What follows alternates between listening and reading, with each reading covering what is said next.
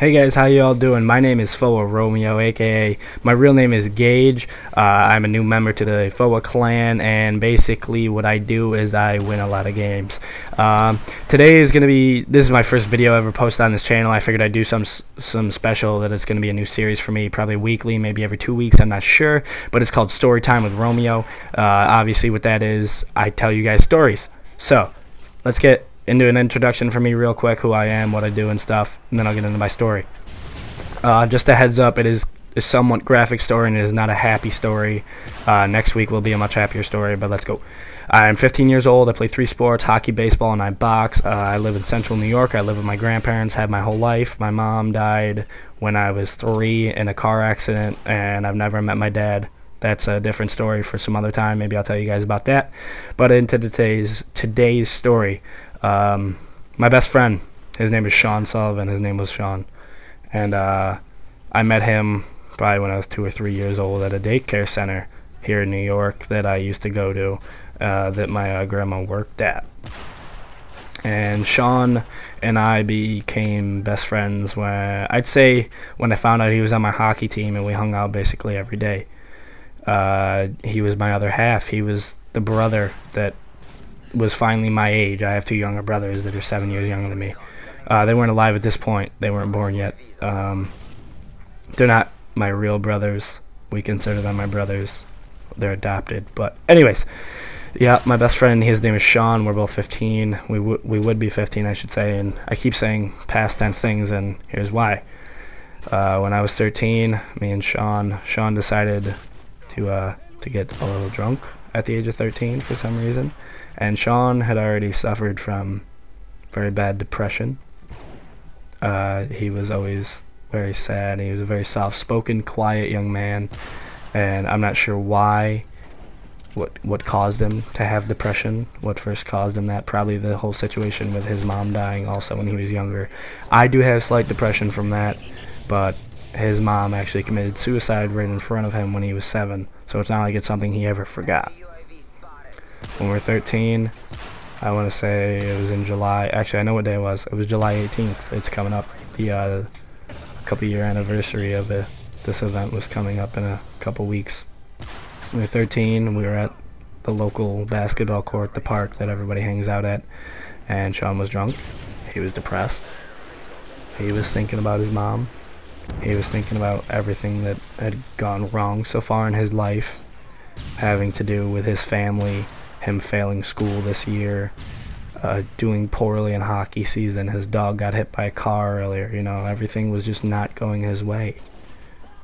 And he had suicidal thoughts in his life before. He had never displayed any attempt to put those thoughts into any sort of action until this day. I really regret this day very much, because I know I could have stopped it, and I froze. I couldn't stop what happened. Sean, he was already depressed before we even got there, and he knew what was gonna happen. Sean's dad had a pistol in his closet that he used for home protection, security purposes, in case he ever got robbed or something. He could pull the pistol out and scare the guy off. Sean had put the pistol in his knapsack, his backpack, along with a football and some frisbees to go play ball. When we got to the park, he disappeared into the bathroom, and I could tell he was upset about something. He just got off the phone with his dad. He was very upset. He was depressed. So I followed him into the bathroom.